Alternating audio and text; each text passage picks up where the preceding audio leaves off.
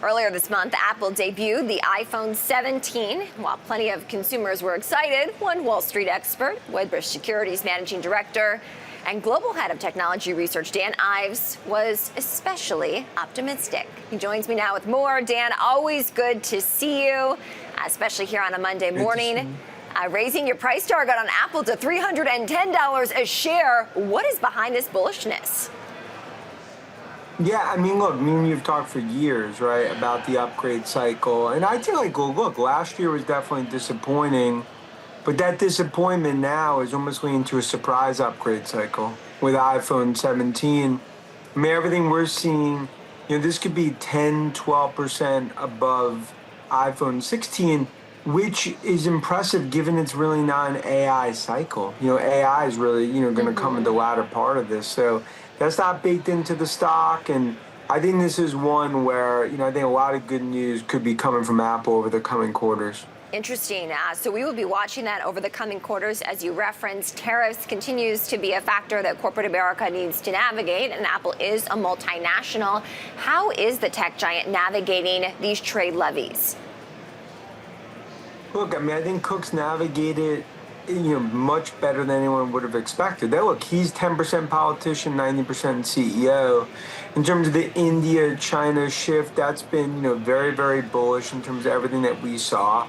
And I think to some extent, they're going to be, somewhat insulated when it comes to the tariffs. And that's something that was an overhang in the stock. So you combine that with what's happened with the iPhone 17 from a demand perspective. And then ultimately a drum roll to what we believe is going to be an Apple-Google partnership on AI. It's a lot of positives that I ultimately see this reaching a $4 trillion market cap. Interesting. Okay, well, we do see the stock market overall up fractionally this morning, adding to fractional gains on Friday. Certainly these AI names recovering this morning. Dan, what is working in the AI space? Look, we're only in the second inning of a 9-inning game. I mean, if you think about an AI, obviously it starts with Godfather of AI, Jensen, NVIDIA, but look what's happened on the hyperscalers. I mean, in terms of Microsoft, Amazon, Google, look at Oracle. And I think now the second, third derivatives are starting to take hold in software and chips. Look, you're going to have more money spent in the next 2 years than the last 10 combined. And I think that speaks to our view. This is a bull market for the next 2 to 3 years as this spending trend spreads across the rest of tech. Yeah. NVIDIA with a blockbuster deal, investment into OpenAI, if you will. How does that change the game?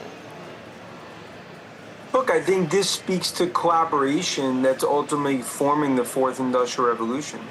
For every dollar that they put into OpenAI, they're going to get back $12 to $15. So I think it shows where we are because the grid, because of power, because of nuclear, because of chips, because of the data stack. You're essentially building a new economy over the coming years. And you're only in year 3 of what's going to be a 10-year build-out. A 10-year build-out certainly would be pretty robust across the board. Are there any other names in the AI space, Dan, that really stand out to you? I mean, look, it speaks to our Ives AI 30, in terms of our view of the 30 winners. Names like Akko have stood out. Of course, Palantir, the Messi of AI, that continues to be what I view as a $1 trillion market cap next 2 or 3 years.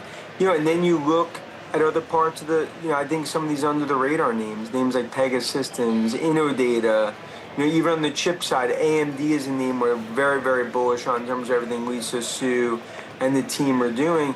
And look, and I think that speaks to where we are. You're going to now have the second, third, fourth derivatives benefit in terms of AI. This AI arms race is just starting to play out. It's not just big tech. It's actually now the ripple effect you're seeing across the market. We had a markets guest on earlier today, overall markets, Dan, who was saying that he likens what he's seen to the early 90s. Would you agree with that when it comes to the tech sector? Yeah, I mean, someone that covered tech stock, going back to the 90s, I view this as much more of a 1996 moment. It was a 1995 moment than a 1999 bubble moment. I mean, I think this is one we have a few years, but at the end of it, I don't expect a bubble burst. I think this is a true fourth industrial revolution that's playing out. And the bears, when they're in hibernation mode, don't see AI in the spreadsheets. All right, Dan Ives, Wedbush Securities Managing Director and Global Head of Technology Research. Dan, great to see you this morning. Thank you for joining. Thank you. Thanks so much.